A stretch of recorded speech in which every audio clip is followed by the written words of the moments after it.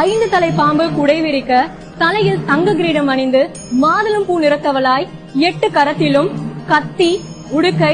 தாமரைப்பூ, திரிசூலம், கபால வடிவம், பாசம், காண்டீபம், மணி ஏந்தி இடது கால் பீடத்தில் மடித்திருக்க வலது காலில் 3 அசுரர்களின் தலையையும் மிதித்தவாறு அருள்பாலிக்கும் சமயபுரம் அம்மன் கோவில்.